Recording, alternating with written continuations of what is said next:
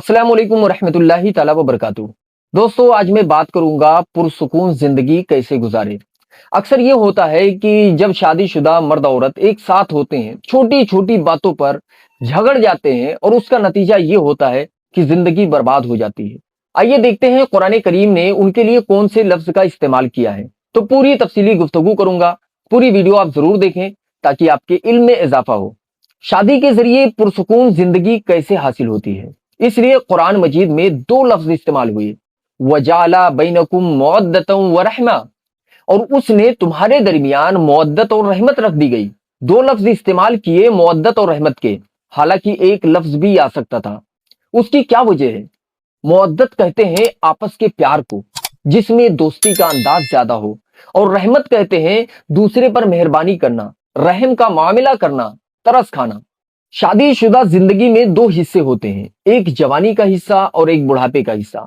जवानी में अगर मियाँ बीवी किसी एक दूसरे से लड़ झगड़ भी बैठते हैं तो जिनसी तकाजा ऐसा होता है कि कुछ वक्त बाद एक दूसरे के साथ फिर इकट्ठे हो जाते हैं। तो मालूम हुआ जवानी के अंदर तो जिनसी कशिश दोनों को इकट्ठा रखती है, इसलिए इसमें मुअद्दत लफ्ज का इस्तेमाल किया। यानी दोनों में दोस्ती का पहलू गालिब होता है, लेकिन जब उम्र बढ़ जाती है, अब जिस्म की साख्त ऐसी हो जाती है, न इतनी जरूरत शौहर महसूस करता है, न इतनी जरूरत बीवी महसूस करती है। वो जिनसी ताल्लुक या तो बहुत कमजोर हो जाता है या फिर बिल्कुल खत्म हो जाता है। जोड़ के रखने वाला वो जो जिनसी तकाजा था वो खत्म हो गया। अब दोनों मियाँ बीवी कैसे मिलकर जिंदगी गुजारे? तो कुरान मजीद का खूबसूरत अंदाज देखिए, बलागत देखिए, एजाज देखिए। उसके लिए रहमत का लफ्ज इस्तेमाल किया। रहमत का मतलब यह है कि अब जब तुम बूढ़े हो गए तो आपस में गुजरी हुई जिंदगी के औकात को सामने रखकर एक दूसरे का लिहाज करो, एक दूसरे की दीद करो। शौहर सोचे ये वही है ना, जब मेरे पास आई थी तो कितनी जवान थी, इसने अपनी पूरी जिंदगी मेरे खातिर गुजार दी, मेरे बच्चों की मां बन गई, मेरे बच्चों की तरबियत करती रही, मेरी खादिमा बनकर जवानी गुजार दी।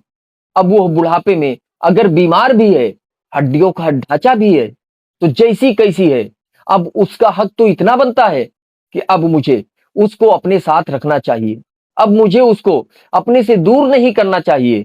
क्या इतने सालों की खिदमत के बदले मैं इसकी छोटी मोटी बातों को बर्दाश्त नहीं कर सकता? इसी तरह बीवी भी सोचे कि शौहर ने अपनी सारी जवानी मेरे और बच्चों के लिए गुजार दी, इतना अरसा उसने मुझे मोहब्बत दी, प्यार दिया, शफकत दी, मुझे मुआशरे में इज्जत का मकाम दिया। अब ये बूढ़ा हो गया है, बीमारियों का मजमुआ बन गया है, चिड़चिड़ा हो गया है, जरा बोल पड़ता है तो क्या मैं दो अल्फाज इसके खातिर बर्दाश्त नहीं कर सकती? तो इस दीद करने को, एक दूसरे का लिहाज करने को रहमत के लफ्ज से तशबीह दी गई।